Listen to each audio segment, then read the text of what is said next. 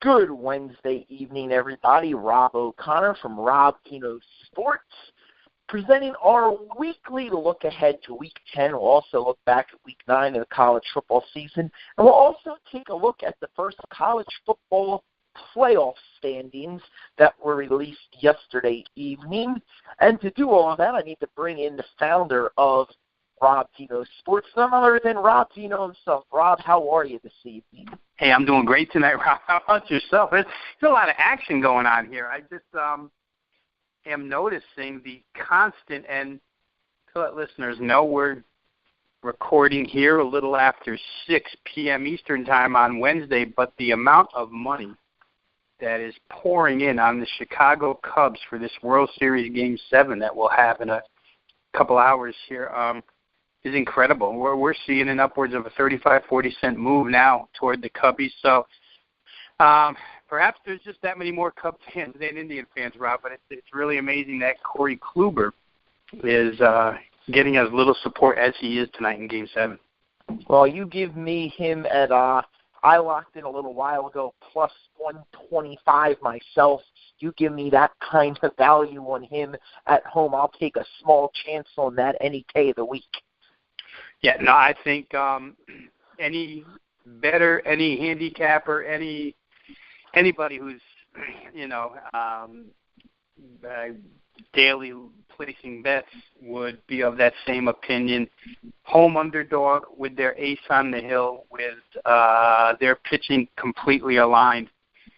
If nothing else, you're right. You have to take that shot with the underdog. That's an extreme value price. So we'll see how it goes. Should be interesting, though. I'm not one that usually gets all geeked up over these types of situations, but for whatever reason, this World Series, Rob, has held my attention pretty good. I don't know about yourself, and I'm interested to see what happens here in Game 7. Mine as well. I think it might be the story of two lovable losers here in Cleveland and Chicago, and one of them's finally going to end their World Series job. But back to Kluber for a second. If you look what he did in Games 1 and Games 4 against the Cubs, there's no reason to think he can't do it again. I mean, it's not like they were beating him up and caught a couple bad breaks in those off. He was absolutely dominating against them. If you go back to Game 1, he struck out 8 of the first 9 batters he faced. Never been done in the history of the World Series. Yeah, I think the only line of thinking from a fundamental standpoint, Cubs offense against Corey Kluber, Rob, would be, okay, now they've seen him twice in a little over a week. Maybe they can make some adjustments now. But, that's a little far-fetched in my opinion. You're a National League team that doesn't play these guys ever, and yes, you've seen them a couple times here, but I'd rather bank on the lack of success that the Cubs have had, which favors Kluber, you bank in that corner, of course, than I would in the assumption that, okay, now they've suddenly figured out how to hit this guy. Now, I know he's on short rest, and that's got a lot to do with it, too.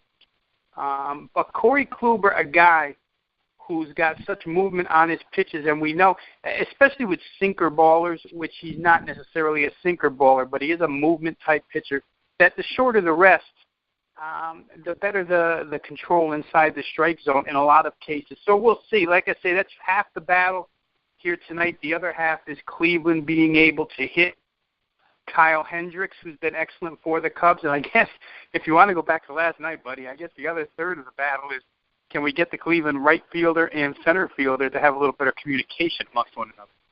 Well, Rajai Davis stepping in to play in the outfield tonight. One lineup change for the Indians going into the game tonight. None for the Chicago Cubs. They will go with the same lineup they did last night. And imagine, when we talk about center fielder, Cleveland's done this all year long, Rob, without arguably their best player, Michael Brantley. Hasn't stepped on the field but for maybe 10, 12 games this season. So really remarkable that they've been able to overcome what they've overcome here. And certainly, like you said, two lovable losers. We'll see which one comes out on top. It's going to be heartbreak for one of them. But according to bettors, Cubs appear to be, it's almost like the Indians aren't going to show up for the game the way I see this line move. I mean, that would be the impression I get. I know that the books out in Vegas have a lot of exposure on the Cubs, and they're just trying to move that line up to get a little bit of the Cleveland action. They also have a bit of exposure on Cleveland with some rather large futures bets that were made on Cleveland to win the World Series. So there's a little bit of that out there as well on a couple individual bets, but overall much more money on the Cubs. They're definitely rooting for the Indians out in the desert tonight. Yeah, and while that's going on, we can always flip channels and get our fill of MAC action. Toledo versus Akron tonight. Big game for the Toledo Rockets as they try and get another victory here. But we might as well evolve into college football now, since that's why we're here to chat. Let's do it. Let's start with actually some of the games from last weekend before we get into the rankings, which I'm always going to have a problem with the rankings almost every year, so I have a problem with them. I'll just let you know that ahead of time. But let's get into a couple things we saw on the field. I think the most shocking thing that happened this weekend was Tennessee falling to South Carolina 24-21.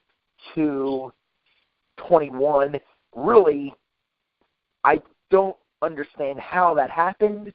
They totally give control of the SEC East to Florida now, who must be really thankful that they're making that game with LSU up now, because even if they lose it, there's a decent chance that they might still win the SEC East now, assuming they take care of business in all of their other games. And now there's a lot of heat on Butch Jones, their star running back, looking to transfer out of the program. What do you make of the Tennessee situation? And, boy, it's a mess, Rob. And I think a lot of it is,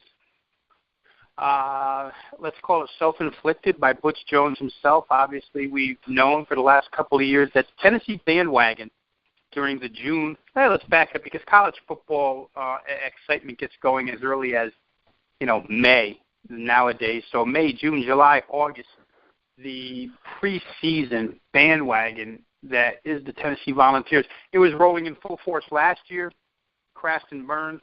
But towards the end of the season, they gave their fan base a lot of hope that this year could be the year that they wanted 2 years ago. They come in this year with an even larger bandwagon rolling even faster. And once again, the wheels seem to be coming off.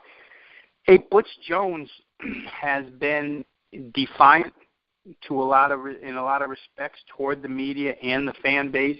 And now that he's losing games, boy, they're right up on him. And I don't know that he's long for that job, Rob, I'll tell you the truth. As I thought about it this week, when Jalen Hurd comes out, who transfers or who announces their transfer 8 games into a season?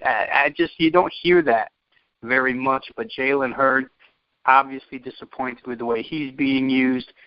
Perhaps there's some game situations that dictate why he's being used the way he is. But behind Jalen Hurd, there's other players I've read in reports this week. The door may be wide open at the end of the year for players trying to exile and get away from Butch Jones himself, which really seems to be the root of the problem here. We don't know, not on the practice field, not in the locker room. Reports indicate that there's a real problem there at the head coaching position. And we'll see how Tennessee finishes this thing out. It is not pretty. And off of a bye week, like you said, there's just no explanation for why that team shows up in South Carolina last Saturday as a 13, 14-point favorite and goes down straight up 24-21 to a pair of freshman quarterbacks. Jake Bentley, one of the 2 quarterbacks, Brandon McElwain, the other. Bentley had a pretty decent day. I know the South Carolina fans are really encouraged by what might be the future at that position for this team in Bentley. So, Will Muschamp's team came to play, and the other side it seems to be, I don't want to say they didn't come to play, they just seem to be disgruntled and not cohesive at this point in time. Like you mentioned, Florida, the beneficiary of all of this, and perhaps they can find their way to that SEC East title and a repeat performance in the SEC championship game again. Jim McElwain may be bringing his team there 2 years in a row. What do you think the administration, the athletic director, the president at Tennessee are thinking in terms of how much they're going to stick with Jones as they watch a lot of their players walk away. I mean, it's not easy to recruit new talent. I mean, it's something that's done over a period of years, and if you lose a large amount of players at once to transfers, it's not necessarily easy to just pop new people right in. I mean, do you think Tennessee would rather have the players walk or rather have Butch Jones walk? That's a great question, and that really is, Rob, I think you hit it on the head. It's really dependent upon the administration. Each one is different, right? Some have longer leashes than others. The contractual part of these things nowadays really doesn't mean too much because buyouts are so common. And if there were to be the opportunity to bring in perhaps Les Miles, Tom Herman was a hot name 3 weeks ago, but you get my drift here. If there's the opportunity to bring in a successful coach who's on the market, maybe they decide to go that way. If fans don't sit around, especially Tennessee Volunteers fans, don't sit around a long time patiently. They want you to win. And when your East Division, let's add that to the mix, when the East Division is as weak as it is this year, and from top to bottom, I mean, Florida's a good team, don't get me wrong, but Georgia's down, Missouri's down, South Carolina's rebuilding, Vanderbilt's Vanderbilt, and Kentucky, believe it or not, has an opportunity to still win that division. So that's how down it is this year. And for Tennessee to not be on top of that, I think really eats at the fans, the media, probably the administration too. So, like I say, it's hard to decide which way they would go because each administration is different. But I would tend to believe, they ran Lane Kiffin out of there because things weren't going well. I would probably be in the camp that says, if this doesn't turn out right at the end of the season, that they may run Butch Jones out of there, especially if they have the opportunity to bring in a big-name head coach to try and right the ship here. And, Butch Jones won't have any trouble finding another job, but maybe he's just not cut out to be an SEC head coach. We'll see. But that would be my thought on it right now. Well, Rob, I know that we talked about this a while back, and I think, at least from my perspective, I think Les Miles would be an excellent fit for Tennessee. Nobody is more equipped to coach in the SEC. He'd be coaching on what I would definitely say, and I think most would agree, is the softer side of the SEC, and I'm sure he'd love nothing more than to be able to beat an LSU or an Alabama or an Auburn in an SEC title game every year. He could really go and build a strong culture at Tennessee. Players love to play for him. They'd be able to recruit off of that. But the one thing that you and I talked about a few weeks back is the amount of great coaching openings that may be available at the end of this year. I mean, we obviously know LSU is going to need to hire a permanent coach. There's a chance that there could be a coaching change at Texas, although with Texas's big win, which we're going to get to next, that seat may have cooled down just a little bit for the time being. There's probably a 50-50 shot there could be an opening at Notre Dame. There's going to be a lot of great openings out there this year. I mean, the market for head coaches is going to be very competitive, and the top tier are going to have their choice of programs. Yeah, and we'll throw in there, about a month ago, Rob, I think it was a universal expectation that the USC job would be open as well. Clay Helton has turned that program around a little bit. They're winning games now, but still there's a possibility that a change is made there. I don't know how tired the people in Westwood are growing of Jim Mora. It's understandable when you lose Josh Rosen for the season, and they had very few people coming back on offense. However, just to go back to where UCLA was in preseason expectations back in the summer, they're expected to win that division, and they're not close to winning that division. That's all of a sudden Colorado's division to lose. So perhaps UCLA losing a little bit of patience with Jim Moore. We could probably think of a few more as well. And as you mentioned, there's a lot of head coaches to go around. There's a lot of coaches right now, including P.J. Fleck at Western Michigan, who will be using their non-power conference 5 jobs to springboard into a big job. So that time of season is always interesting, and I think what you have to realize is that those types of talks with teams that are going to make moves, they're going on right now. You could rest assured that Les Miles is having some type of contact with numerous universities about a head coaching job. So we'll see. Like I say, that's usually, when bowl time comes around the end of the season, we see mass firings and hirings because recruiting day is early February, so they want to get new coaches in, new styles put in place so that recruits know what type of football they're going to be playing when they get to a certain university. But boy, oh boy, yeah, there's big-time coaching jobs that are going to be available and big-time coaches out there probably that want to fill. Well, I think the only people that may have been as disappointed as Tennessee on Saturday were the powers to be in the Big 12 who don't have a conference championship game this season and who now see every single one of their teams with one loss as Baylor and West Virginia both go down in very close road games, just showing the strength of the top 6 teams in the Big 12. Anyway, the rankings are out. We've looked at them. I don't see how any Big 12 team, barring some major upsets along the way, gets back into the playoff conversation. Your thoughts? Yeah, I'd agree totally. That was really the last hurrah for the Big 12 and their chances of getting a team into the college football playoff Final Four. Certainly both teams on Saturday had their chances. Baylor had the better chance. They lose late in that contest, 35-34 to Texas. Seth Russell, their quarterback, now in concussion protocol. Certainly the injury hurt them in that game, but still to lose 35-34 knocks them out. And, of course, while West Virginia had chances, Rob, Oklahoma State, for the most part, was in control of that game, start to finish. So congratulations to Mike Gundy's bunch.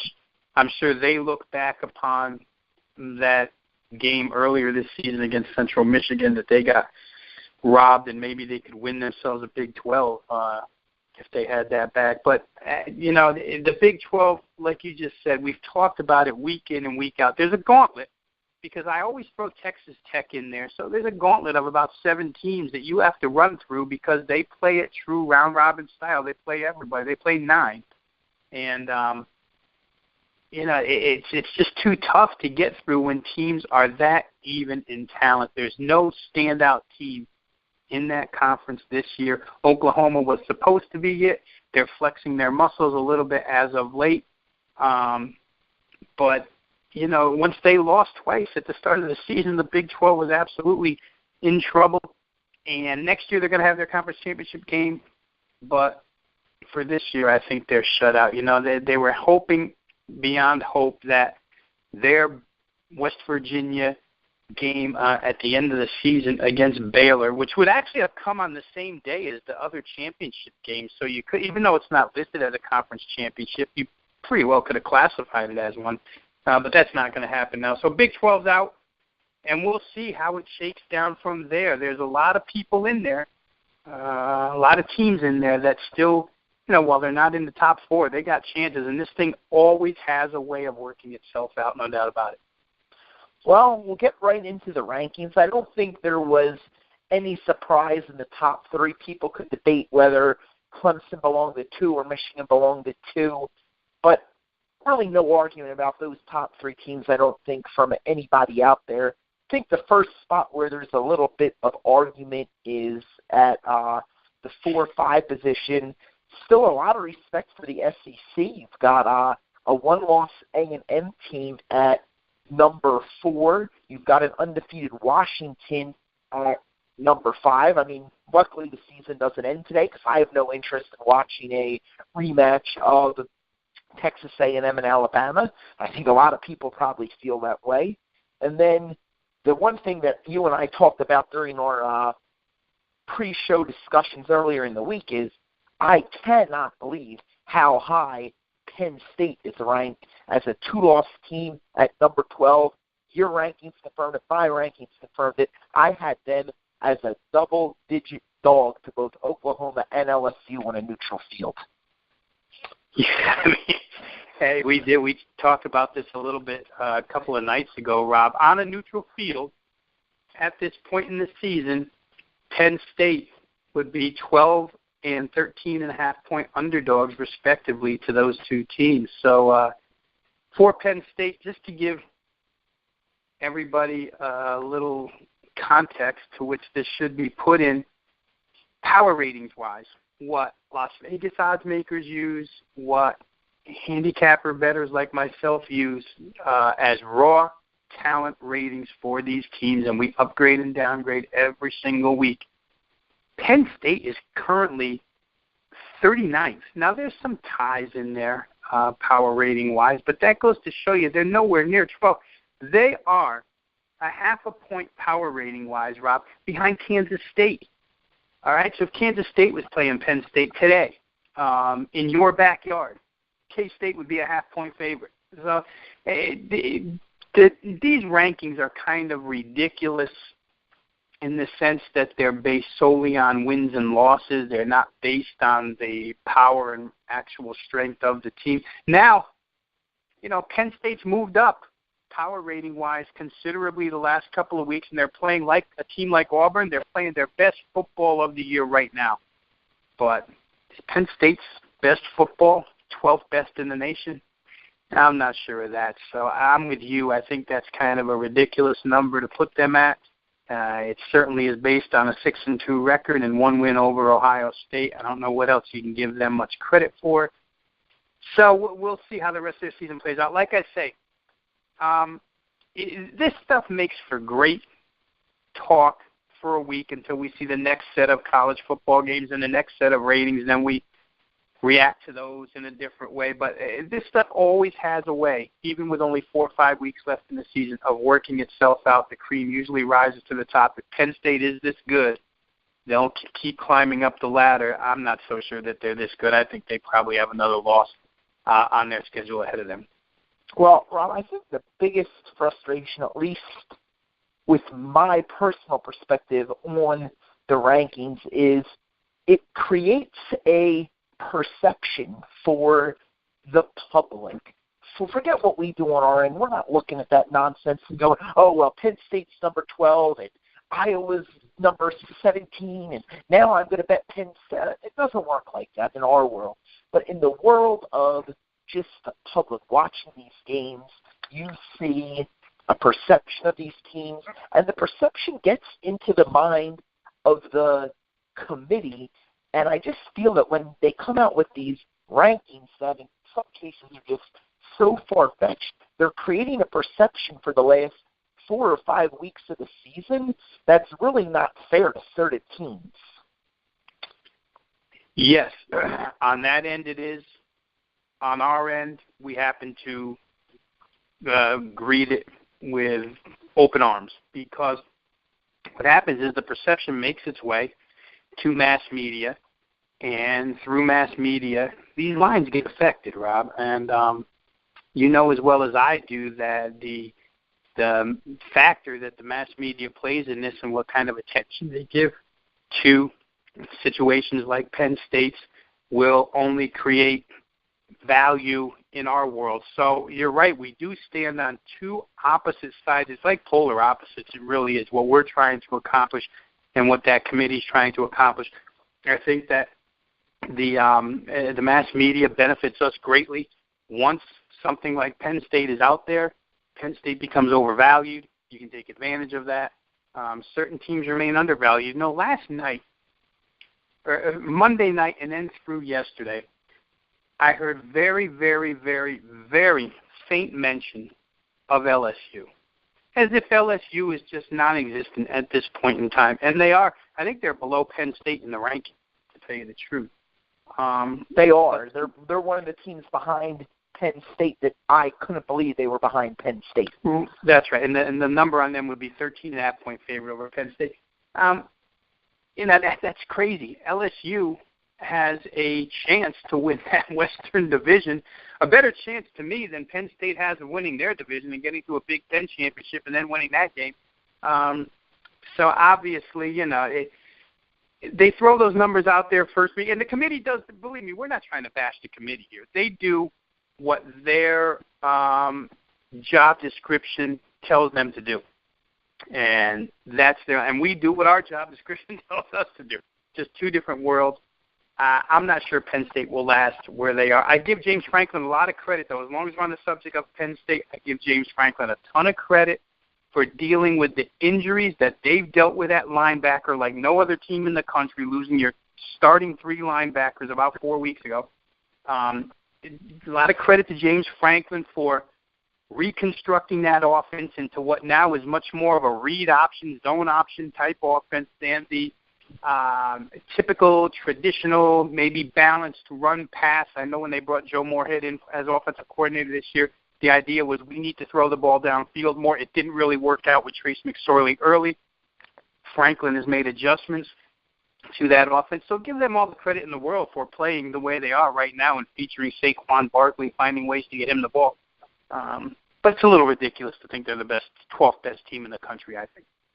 Well, Rob, I think the one other thing that not many people care about is who's ranked, let's say, 15th, 16th, 17th, so all on down, because chances are they're not getting in. I really think you got to be in the top 10 or so teams. I do think LSU this year at 14 or 13, wherever they're at, they could probably get in if they win out. If they win out, they're beating Bama, they're beating A&M, they're probably beating Florida in an SEC title game. So I think that in that scenario, they'll probably be able to get high enough to get into the top 4. But you look at some of these teams further down, Boise State, Western Michigan, right now, who is in line to get the New Year's 6 bowl bid? Yeah, and right now it is Western Michigan because the 2 qualifications for that, you have to win your conference championship. You must be a conference champion, and you must finish higher or be the number 1, the highest-ranked non-Power 5 school out there. Heading into last night, Western Michigan was 23, Boise was 24. Western Michigan won their game. Boise, with that tough loss to Wyoming last week, may have hurt themselves greatly in their quest to be that non-Power 5 team. We know earlier on this year, most thought it was going to be Houston. I think early on, Rob, the common or prevailing thought was that it would be either Houston or San Diego State. San Diego State is coming on right now, and should they win their side of the Mountain West like they did last year and go on to win the Mountain West Championship, it'll be interesting to see where San Diego State sits in all of this, because right now they're not in that top 25, but they could be there, over the course of the next 4 weeks, 5 weeks, and they could be the team that jumps in and winds up being the non-Power 5 representative in the New Year's 6. So right now, Western Michigan has the lead. Boise, hoping for a Western Michigan loss somewhere along the line. Boise needs to run the table. And, of course, San Diego State, in my mind, still in there. Houston had their chance, but they seem to be lost at this point in time. I don't know that there's another legitimate threat out there aside from the San Diego State squad. Most every other team in that scenario is a 2-loss team, so it'll be tough to see anybody but Western Michigan, Boise, or San Diego State getting there. Any shot at the winner of the AAC getting up there? I mean, Houston's probably not even going to win that conference now, but I mean, anybody else there have a chance? They're all 2-loss teams, basically. You look at South Florida, a couple losses. Navy plays Notre Dame this week. So they already have 2. If they were to lose this week, they would have 3. It would be a nice win for them if they got Notre Dame. But Notre Dame is not obviously having a great season, so I don't know how much it counts for. Tulsa's a 2-loss team.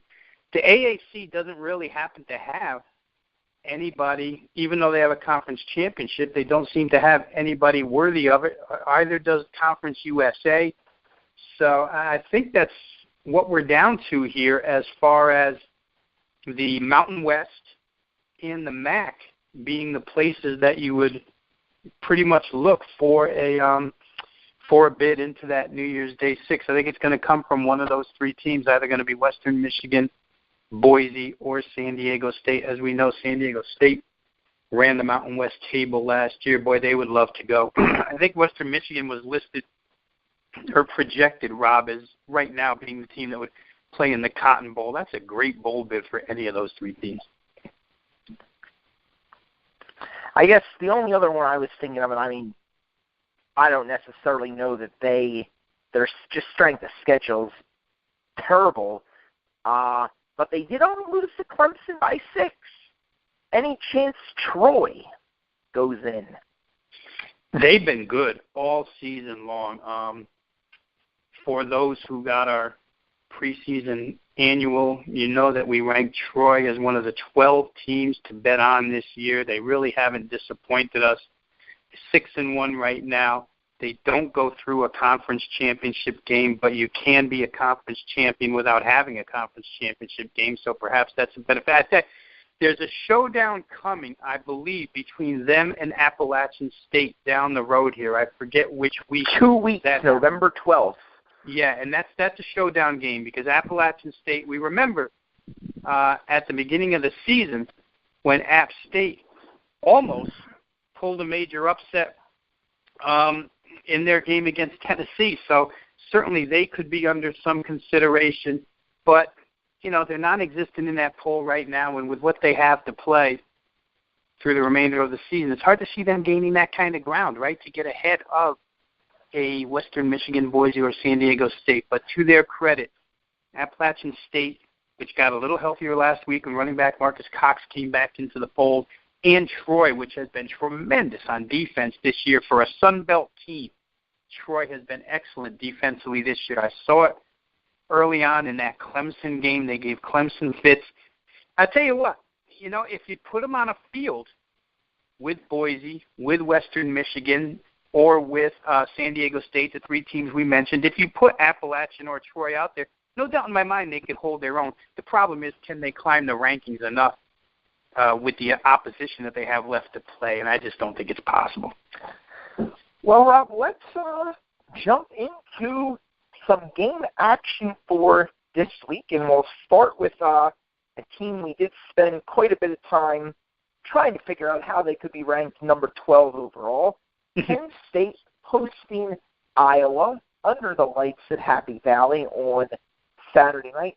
Penn State about a 7.5 point favorite over a Iowa team who's off of a bye and a very disappointing, pretty much season-killing loss to Wisconsin. But they're not out of it yet. They could still end up winning their division, playing for a conference title if a couple things go their way.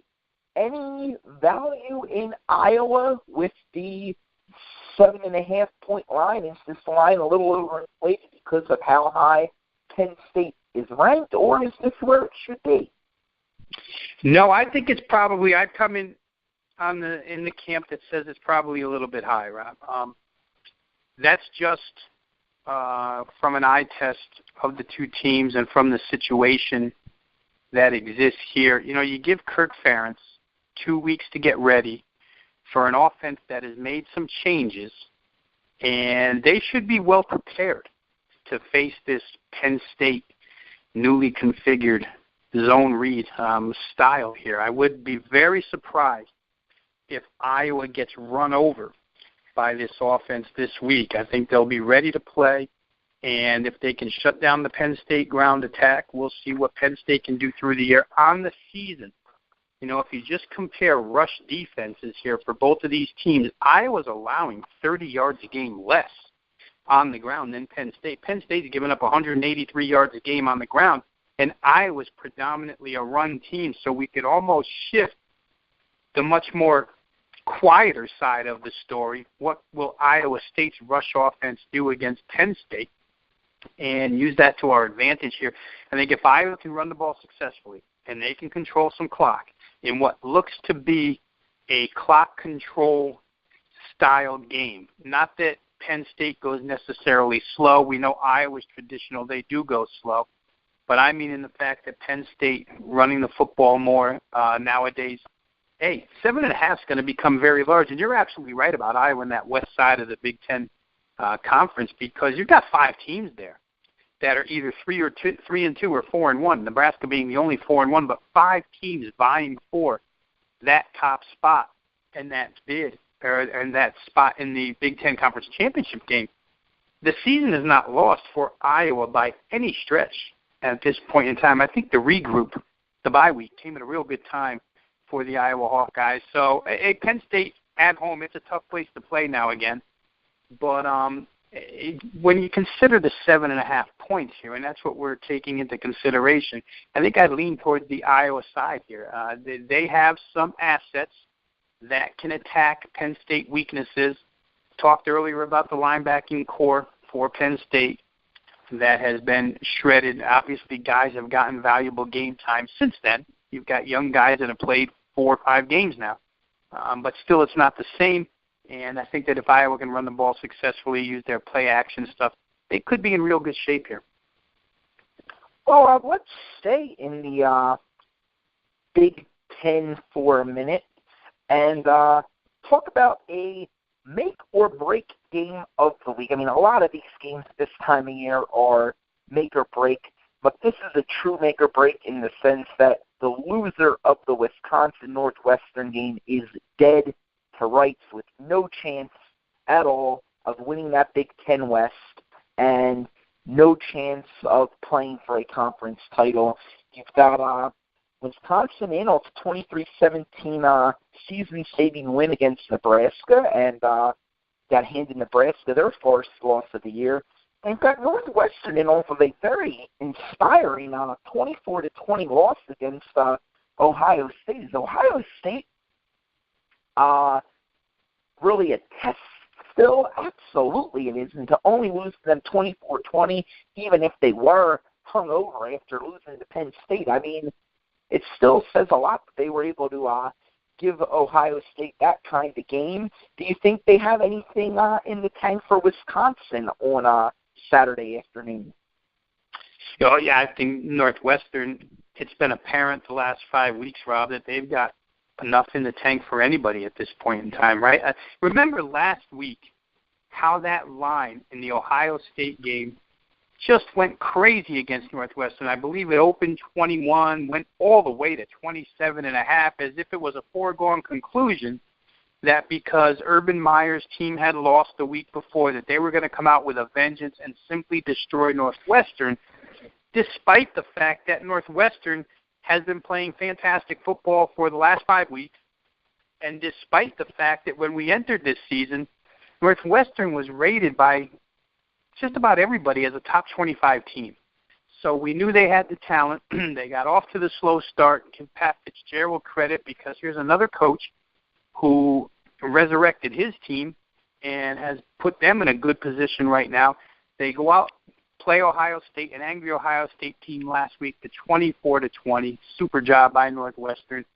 And so now, I think that certainly they have it in the tank to play with Wisconsin. Wisconsin has gone through an extremely difficult schedule all season long. They've come through it, in my mind at least, with flying colors, because Wisconsin very easily, with the schedule that they've had and with the quarterback issues that they've had, they very easily could have more losses on their record than they do. They've had linebacker injuries week after week after week, and they've still found a way. So you've got 2 very gritty teams here, Rob, that are playing for this Western Division. Like you said, losers out. I expect it to be nothing short of a real tough game. I'll say this.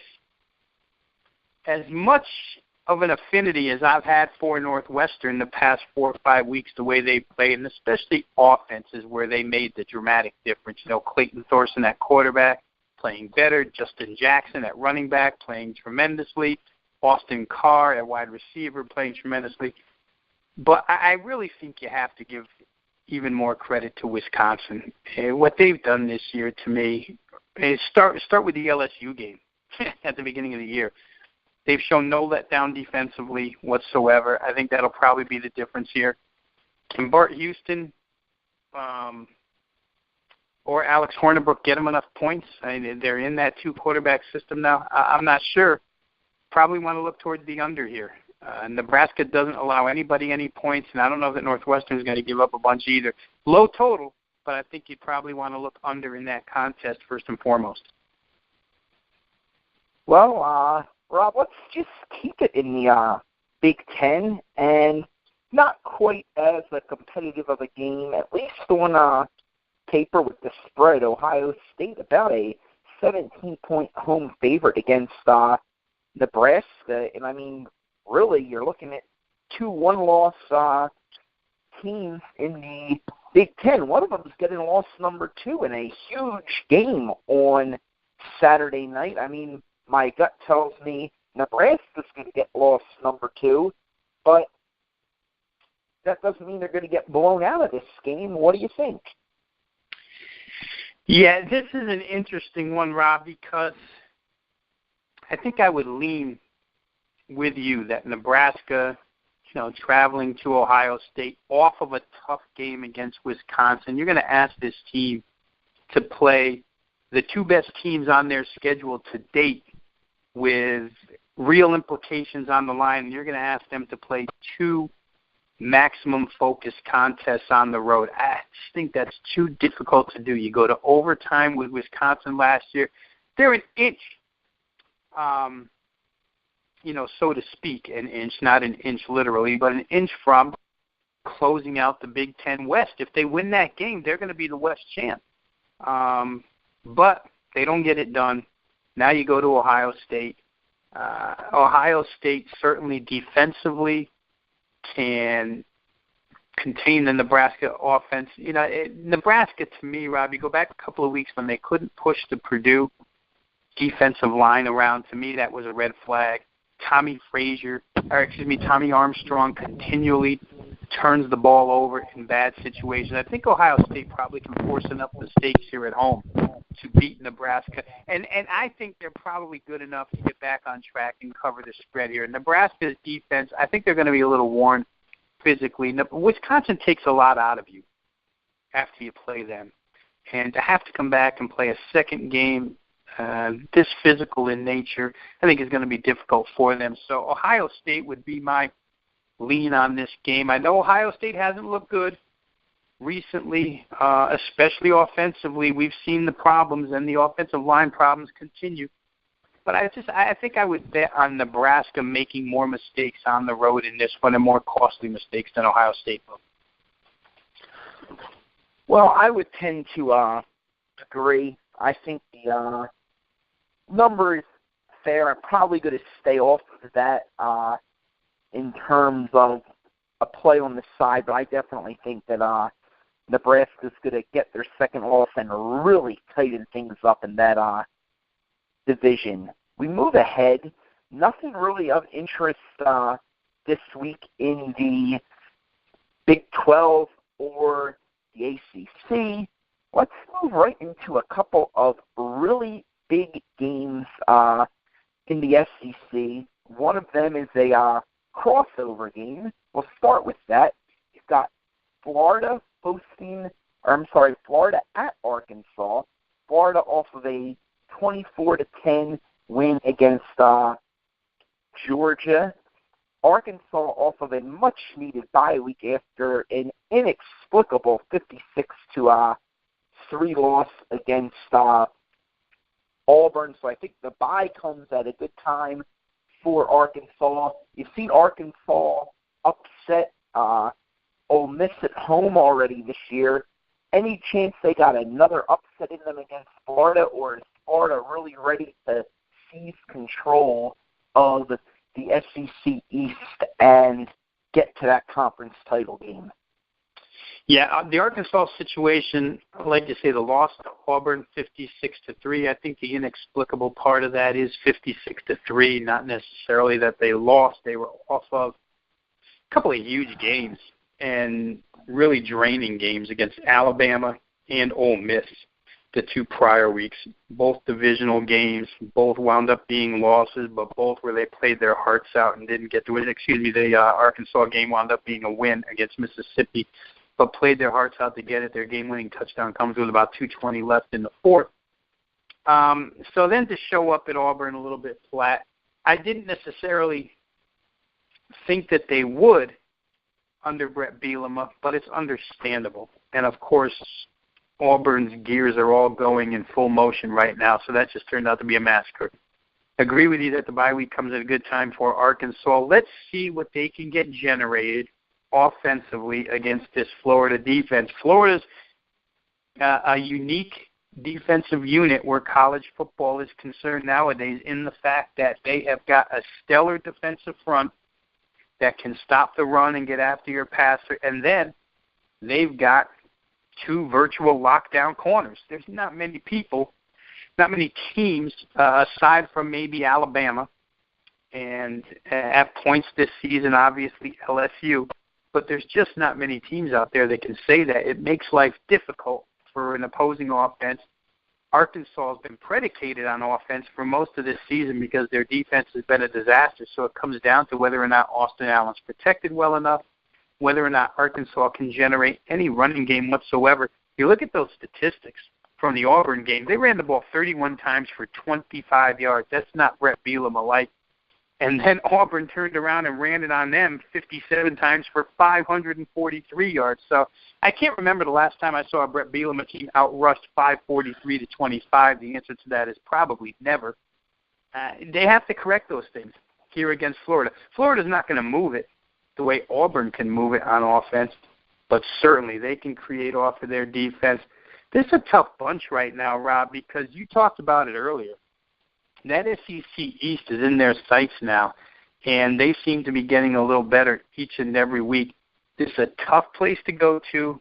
Again, these venues are considerable, and Luke Del Rio at quarterback here in what now become extremely meaningful games. We'll see how he handles it. That Florida offense is not one that you generally like to get involved with laying points with, but as I said earlier, the defense can help out. I'm not big on betting against Arkansas at home. I'm really not, because I feel like they show up, even though they laid the egg at Auburn. I feel like they show up week in and week out. This will be an interesting game. The total here was 48. It opened 48. It's gone down to 47. I might take issue with that because from my perspective, that Dan Enos-led offense for Arkansas should be able to score and get themselves to 20, 21, 23 points.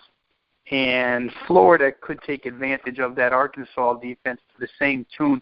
You might be able to get an over, squeeze an over out of that. The number now is 47. Game itself has Florida opener of 4 up to 5.5. Tough call there, but the money obviously likes Florida early on. We'll see if it reacts back the other way later in the week. Good game. I think Arkansas off the bye will give Florida all they can.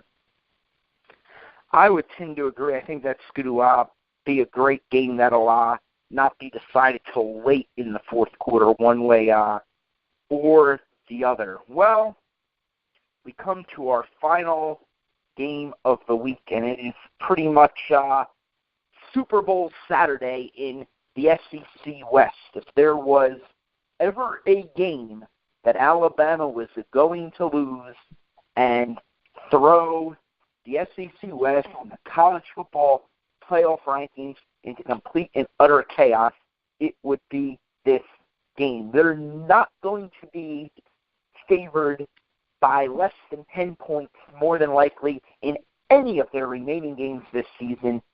But Saturday night in Baton Rouge, they're only favored right now by about 7.5 points. Rob, first, what do you think of the low line before we even get into the game itself? Just a little thought on the initial looking, opening up the paper, or going on to your websites, and seeing that opening line pop up at 7.5. What are your initial gut reaction thoughts to that? Well, if I compare it to my power ratings, the power ratings had Alabama on the road -6.5.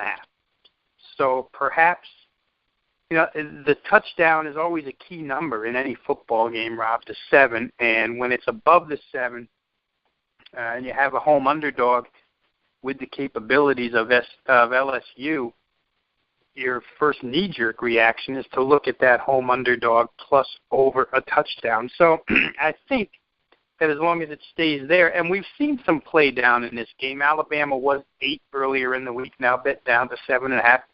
Whether or not it gets to 7 remains to be seen. I think there's enough Alabama action nowadays to probably keep it there. But if it does get down to 7, I'll put it this way. I really don't think it's going to come below 7. If it gets below 7 to 6.5, you'll probably get immediate take back. Odds makers are very, very reluctant to mess around with those key numbers, so they don't want to get middled in any instance.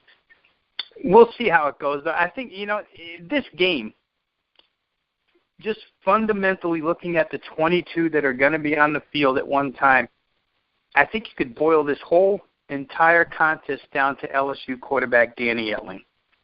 Will he be able to be mobile enough to handle Alabama pressure? Let's face it, Alabama's going to crowd the line of scrimmage. They're going to come after Leonard Fournette. They'll come after Darius Geist, whoever the running back is at the time.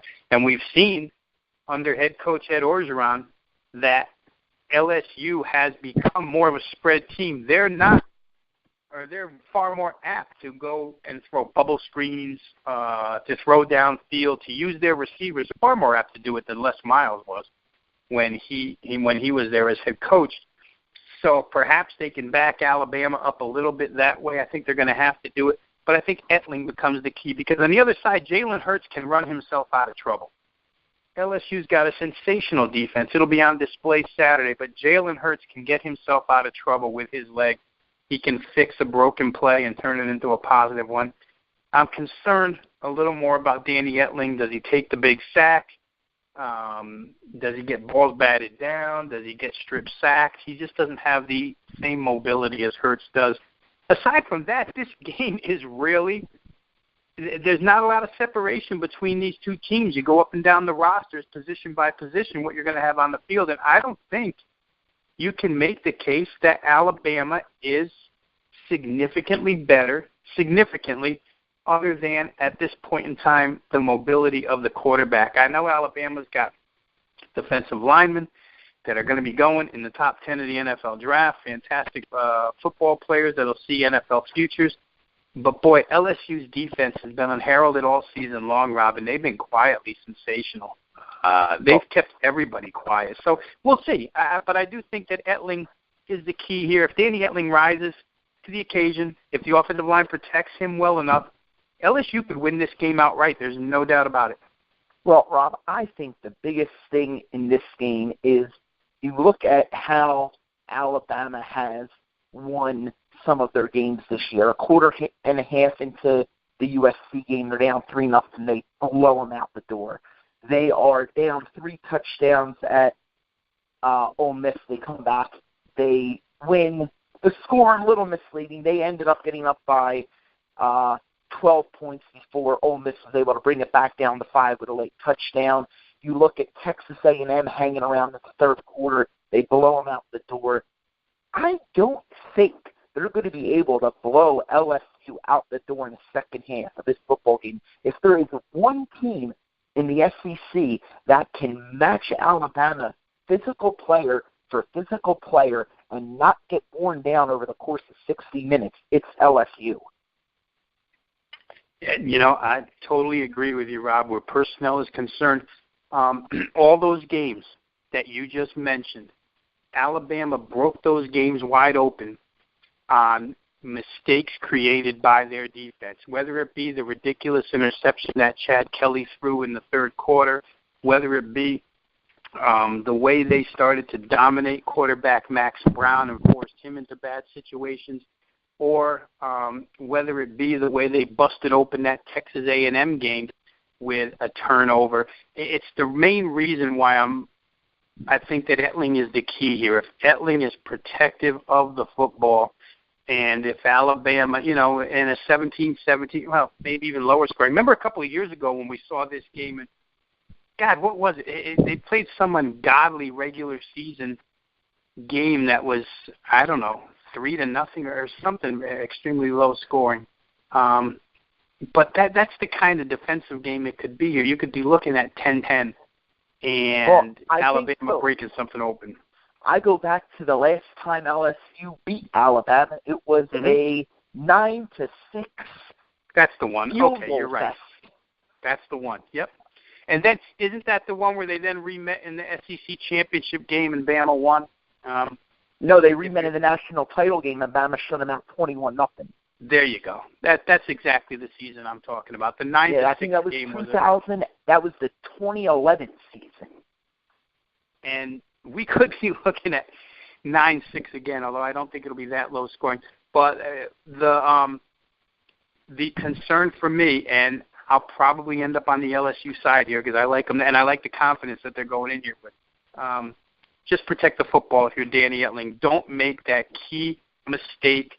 Don't give Alabama that momentum that they created off of their defense in the A&M game and certainly in the USC game. The floodgates just opened up in that one. But then again, in the Ole Miss game, I mean, when Chad Kelly got picked and run back for a touchdown, that just about cinched everything, and that wasn't, like you mentioned, until the third quarter. We'll see. Danny Etling, upright, protective of the football. LSU, real good chance to win that football game. Well, and I think the other thing that we've talked about a little bit early in the year, and then those concerns kind of subsided, is the Alabama quarterback situation. But now you are taking a true freshman. You are throwing him into probably the toughest environment he will ever play a college football game in. There might be a mistake or two in him at some point during the game that'll give LSU a short field or a pick six or something that could turn the tide of the game. And I just think that we need to remember he's a true freshman. Yes, he handled the situation at Ole Miss very well. That's comparing apples and oranges to what he's going to face Saturday night in Death Valley. Yeah, there's no doubt. He's lucky, Rob, in his in the situation he's going to be placed in on Saturday. He's lucky that he's gifted with the mobility that he's gifted with to maybe get himself out of trouble. However, we've seen running quarterbacks run themselves into trouble at times as well. If he takes one large hit in this game from LSU, and again, now you're projecting stuff where I am at least. Now I'm projecting stuff that you can't even handicap. You can't handicap that Jalen Hurts could get injured in the game, but it's a possibility. So I think it works both ways. LSU's defense, as you rightfully put it just now, needs to help Danny Etling and the LSU offense, and Alabama's defense probably needs to help the Alabama offense and Jalen Hurts. It works both ways. Let's see which one can do the most damage. If you look at these two teams comparatively, statistically, there's just a hair separating these two teams. There's not much. Alabama gives up a few less rushing yards per game. I think maybe 34 yards per game is what I have here in my notes. So there's just not much difference. When you factor in the wave of emotion that LSU is going to be playing on in Baton Rouge when that game kicks off, it could rattle Jalen Hurts early. And if LSU gets out front, let's see if Alabama can come from behind. Right to your point, let's see if LSU gets out 10-0, 13-0, 14-0, if Alabama can put together the comeback that they put together in the A&M game and in the Ole Miss game. I'm not so sure against that defense that they can. They would need their defense to help out. Absolutely. I think it will be a great game Saturday night, a rare Saturday night primetime game for CBS. We're used to watching the big game of Saturday night on ABC, and it is going right head-to-head against the Nebraska-Ohio State game, but I think all eyes will be locked into what's going on with Alabama on Saturday night. Rob, any final thoughts for our listeners before we get out of here for this week? Boy, we covered just about all of it, but let's say this. Hey, the Pac-12 North appears to be headed to a showdown in the Apple Cup. We've said it for the last couple of weeks. Mike Leach, Washington State, the Washington Huskies, who sit at 5 in the current BCS or college playoff rankings, they sit 5, and they're probably coming down to that in-state rivalry to win that division and get a berth into the Pac-12 championship game. So I think it's interesting how both those teams handle things when you look at who they're playing this week. Washington State has Arizona, 17-point favorite. They should get by. Washington has Cal, 17-point favorite. They should get by. Pretty good there. The San Diego State, Boise State thing we talked about already. Keep an eye on that. And those of you out there, keep an eye on San Diego State, Donnell Pumphrey and company out of the Mountain West, whether or not they can jump in and be that team to make a New Year's 6 game out of the non-Power 5 conference. And then the last thing, Rob, that we really didn't talk about at all, and I'll keep it short and sweet here, but Louisville, from this point on, because they came in 7th in those initial rankings, they have to beat people by large sums. There cannot be any more close calls for the Louisville Cardinals if they want to make their way into the top 4. There could be some losses amongst the teams ahead of them in the weeks to come, and they can gain ground, but they just have to get rid of these close calls. There's no need for them. They play BC this week as a 25-point favorite. I would not be surprised if Louisville beats that team, by 5 touchdowns. They have to do it at this point in time. Bobby Petrino is not a head coach known for letting off the gas pedal. So keep an eye on what Louisville does the remainder of the way out. Absolutely, Rob. And, of course, I would just like to remind everybody they can go to robvenosports.com and get all of the latest information, all of your power rankings, all of the latest news, any weather updates, injury updates, all that kind of stuff right there. The guys do a great job keeping all of that up to date. And, of course, you can get the plays of myself, yourself, Derek. Shout out to him. Absolutely crushed it on Saturday. Never seen a day like that in quite a few years. He deserved it. He's been working hard, and I would definitely give him a shout-out for what he put together on Saturday. You can't argue with those results, Rob. Those were tremendous. One last thing, real quick here, as long as we're talking about the website. For those of you out there that play first half, second halves in college football, NFL football, NBA, college basketball, use the portions of the Rob Veno Sports website, the college football board, the NFL board, the NBA board, college basketball board. Listen, you can get teams' first and second half point spread and totals records. I've been putting a few of them up on Twitter this week just to get people to notice that. That's information there that you're not going to find easily across the internet, and you can access in about 5 seconds at Rob Veno Sports. So once again, tonight you've got a Toledo game against Akron where you've got 2 teams in the second half of ball games this year. I believe Toledo's 7-1 over in the second half this year. Akron is 6-2 over. That's combined 13-3. Hey, when halftime comes and that number comes out there, look and see at what it is. And these have been 2 teams that have put up a lot of points. Totaled a lot of points in second halves of games this year. That stuff can be used to your advantage. Like I say, not easily findable across the internet. So find all kinds of betting statistical information at robvenosports.com. Well, Rob, and of course anyone would have to be a diehard Mac fan or gambler to be watching that game at halftime when we'll be in the middle of an epic Game 7 of the World Series.